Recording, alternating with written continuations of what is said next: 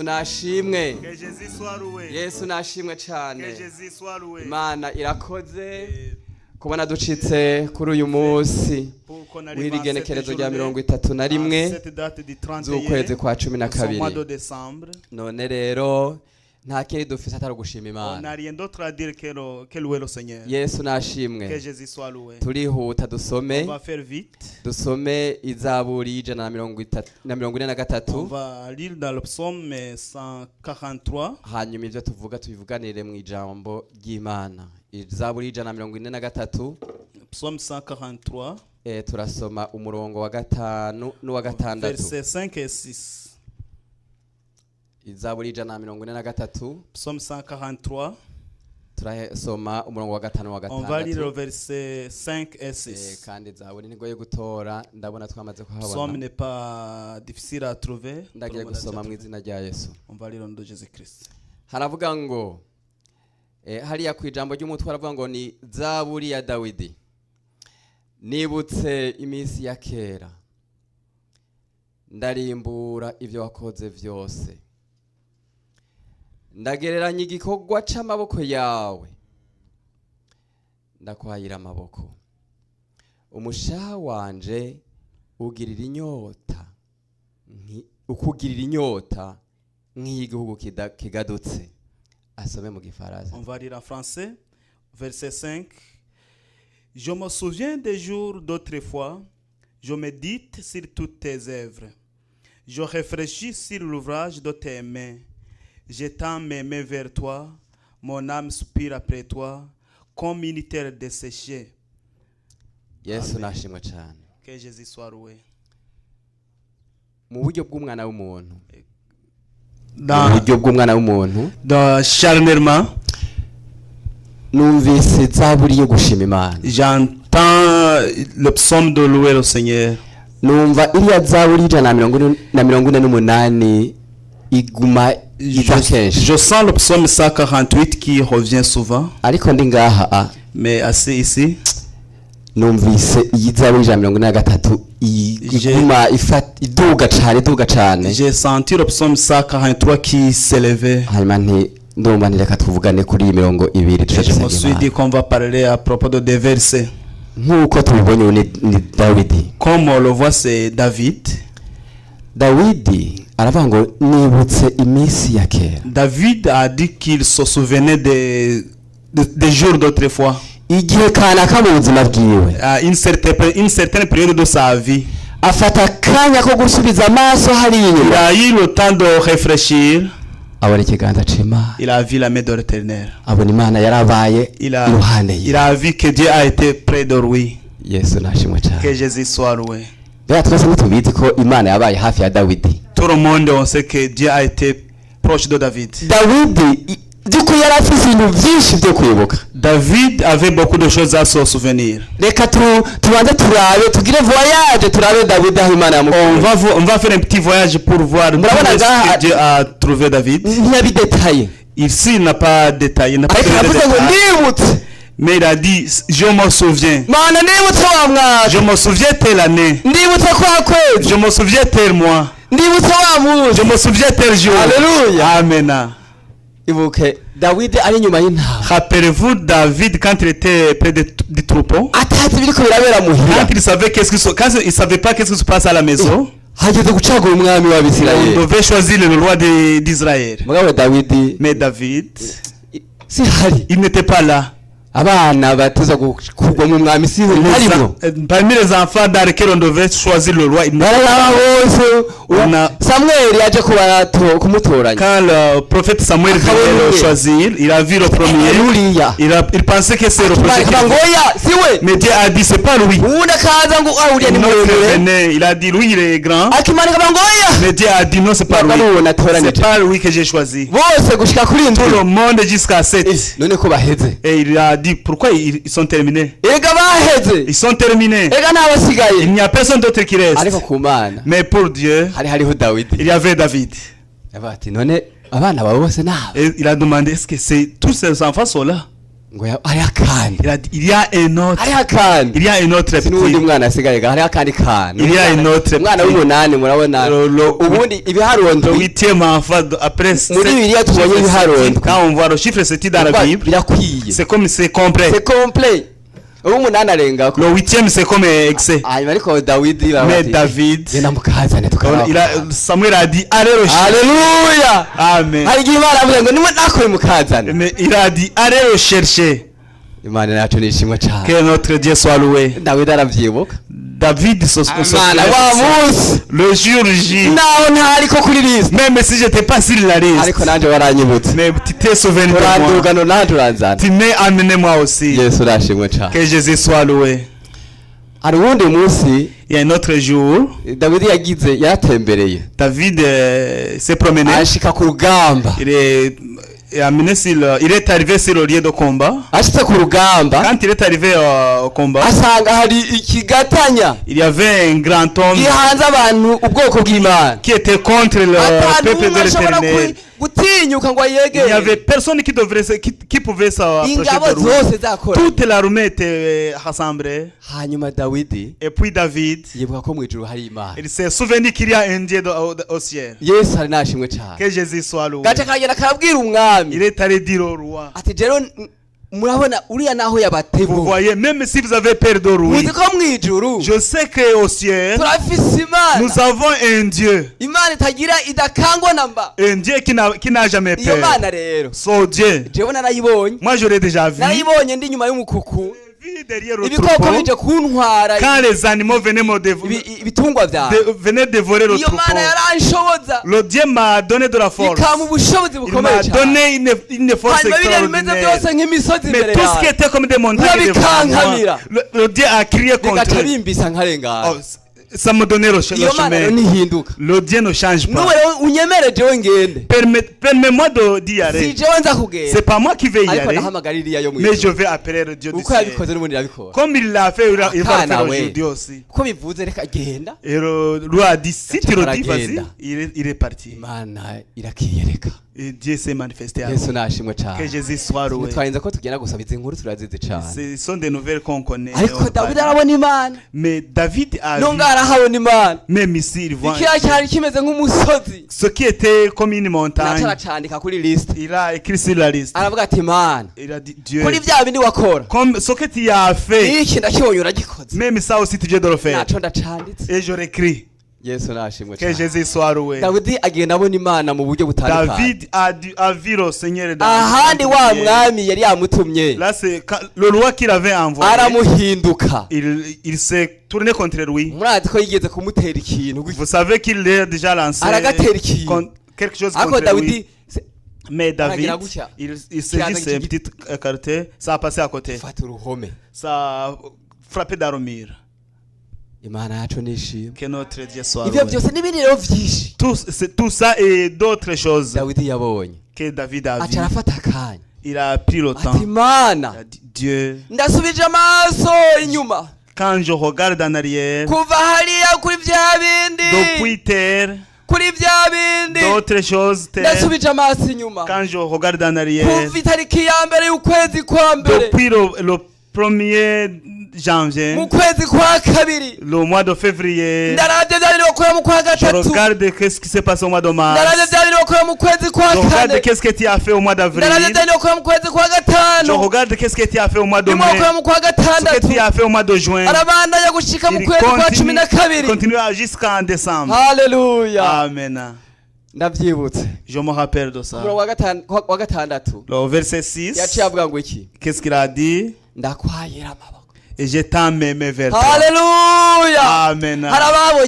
Il y a ceux qui ont vu Dieu. J'ai vu qui a vu Dieu au mois de janvier. Ceux qui a vu Dieu en février. On va rêver nos mains comme David. On va dire Dieu, Dieu, tu as été là. Tu as été là tel jour.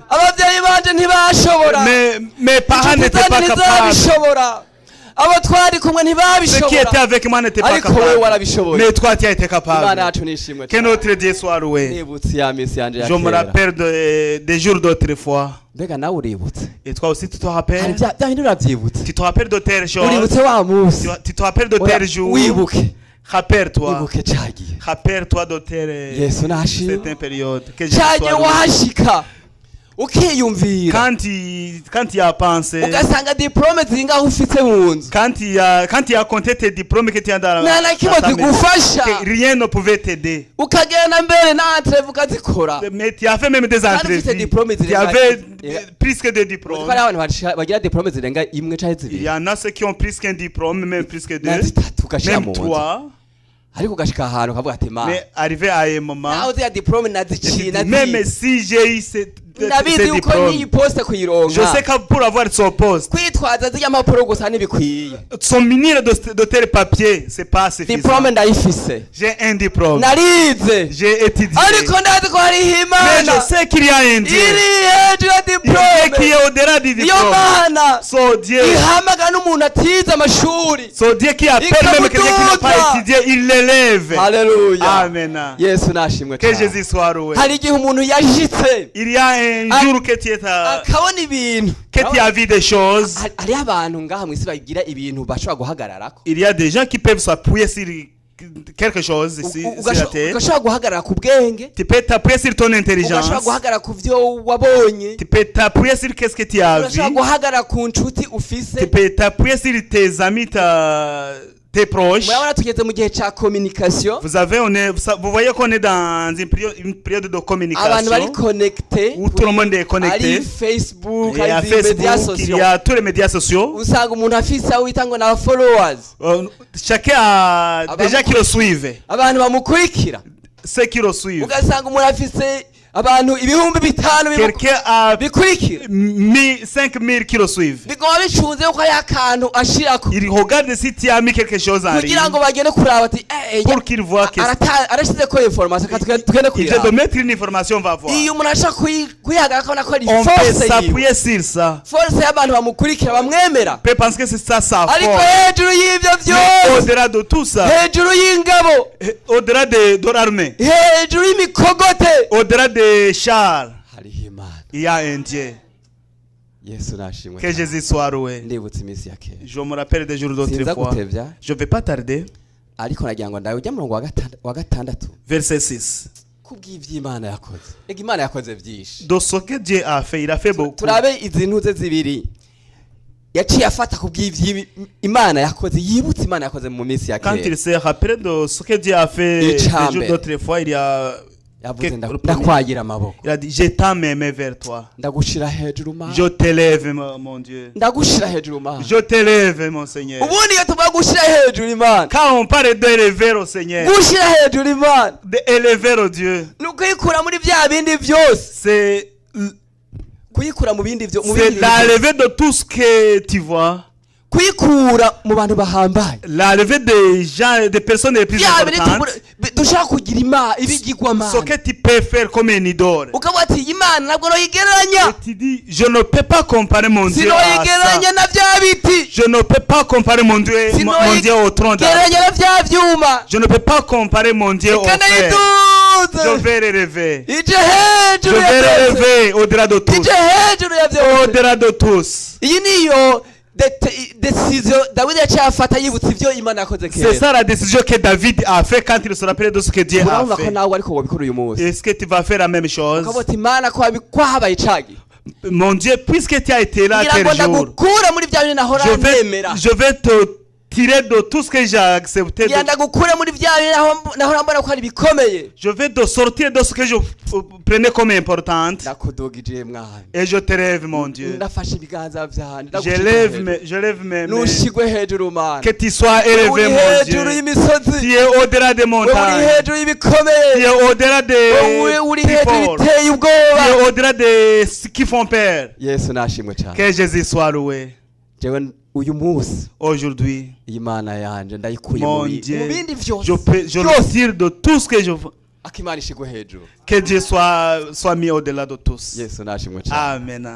ikigira kayaba le deuxième umushaha wanje mon cœur mon âme ukugirira inyota nk'igihugu kigadutse soupire après toi comme une terre desséchée. Alléluia. Amen. ukugirira inyota nk'igihugu kigadutse soupire après toi comme une terre desséchée. igihugu kigadutse uko cifuza une terre desséchée comme il a besoin de l'eau. uko nabonye rero y'Imana comme je vis mon Dieu. murabona ntabwo tuza ngaho iminsi yose on ne vient pas ici toujours. ngaho tuhaza kwa gatanu nuko on vient ici vendredi et dimanche. ariko kubw'ivy'Imana yankore mais de ce que Dieu a fait, je sens que je dois être devant Dieu toujours. Donc, que Jésus soit heureux. Mon cœur soupire après toi. Je sens qu'il faut que je me lève le matin, que je ne peux pas ouvrir ma porte, que je parle avec mon Dieu. Je sens que je ne peux pas permettre mes yeux à dormir avant d'avoir parlé avec mon Dieu. Je me sens que pendant ma pause, nous avons chacun on a du travail. Et celui qui n'a pas encore eu, que Dieu lui donne au nom de Jésus-Christ. Que Jésus soit loué. Même si tu vas revoir pendant tes pauses, que tu te rappelles de Dieu qui t'a donné le travail, que tu aies le sentiment dans ton cœur de chercher le Seigneur. C'est deux choses. Je me rappelle de ce que tu as fait et je t'élève mon Dieu. Je t'élève mon Dieu. La deuxième chose, mon cœur soupire après toi. J'aimerais bien que ce soir, que toi aussi ton cœur soit à l'an 2024, qu'on entre en l'an 2024 avec le soif de chercher l'éternel, tout ce que nous avons besoin, ils sont à Dieu. Que Jésus soit loué. J'ai dit que je ne vais pas tarder, je termine. Mais que, puisque j'ai eu ce micro, et puis on va entrer dans cette année, je vais vous souhaiter une bonne année.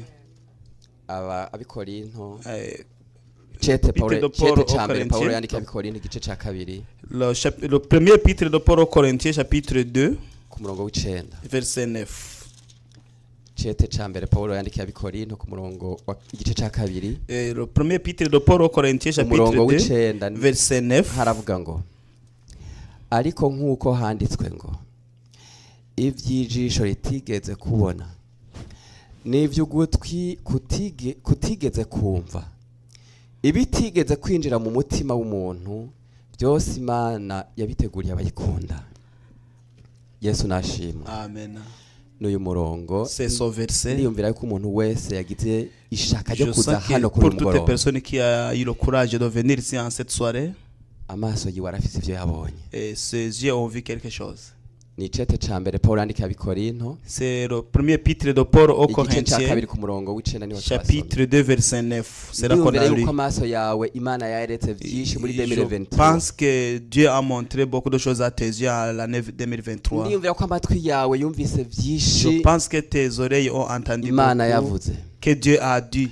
Mais je vais te dire que dans le stock de Dieu, c'est encore plein. Le stock de Dieu est encore plein. Ce que tes yeux n'ont pas vu en l'an 2023, que Dieu donne à tes yeux de voir ça en l'an 2024. Ce que tu n'as pas vu à Dieu, qu'on fait notre pas, pour qu'on voit encore notre Seigneur d'une autre manière. Ce que nous n'avons pas vu en Dieu dans l'an 2023, qu'on le voit, que vous le voyez dans l'an 2024. On est en train de regarder en arrière de ce que Dieu nous a montré.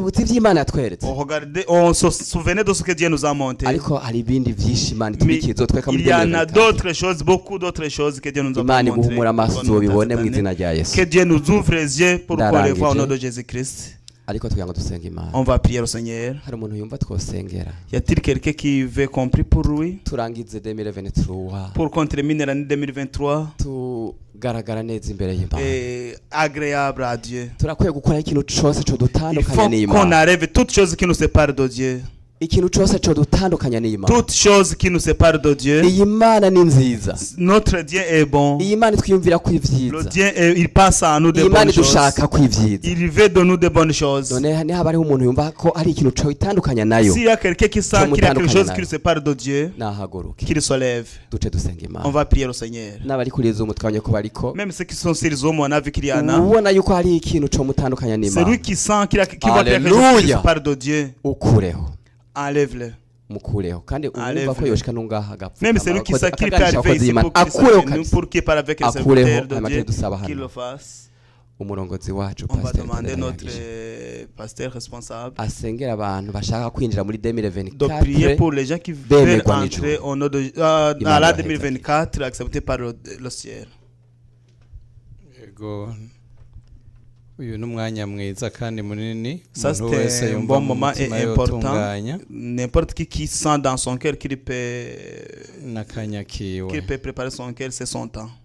Kuko hajya umutima w'umuntu n'uw'igiciro mu nyonga z'uhoraho. Le cœur de l'homme est très important aux yeux de l'Éternel. Abakozi b'Imana babegere babafashe. Les serviteurs de Dieu vont vous approcher. Nawe wafasha. Hanyuma rero murabona yuko et vous voyez ibihe tugezemwo. Le temps dans lequel nous sommes.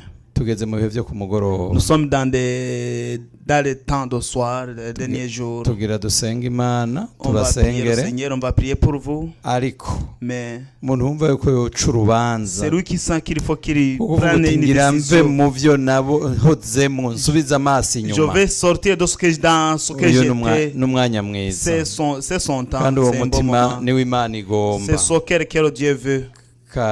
Soyez les bienvenus. Que Dieu vous bénisse. Uyu mutima niwe Imana igomba. C'est ce que Dieu a besoin. Kandi Imana irakunda imitima nk'iyi. Et Dieu aime des cœurs pareils. Y a-t-il quelqu'un d'autre qui peut prendre une décision? Tujabukire muri uyu mwaka wa 2024. Qu'on entre dans la 2024 agréable, umuntu atagira gasembwa. Sans aucune tâche. Kadusenga Imana. On va prier au Seigneur. Ariko hari uwundi ijwi ryo bari riko rirabari ruti naze kuri Yesu. S'il y a quelqu'un d'autre qui a la voix qui lui dit qu'il vient de préparer son cœur, lui aussi on le souhaite le bienvenu. Mana data wa twese uri mwijuru, turagukengurukiye kandi turagushimiye.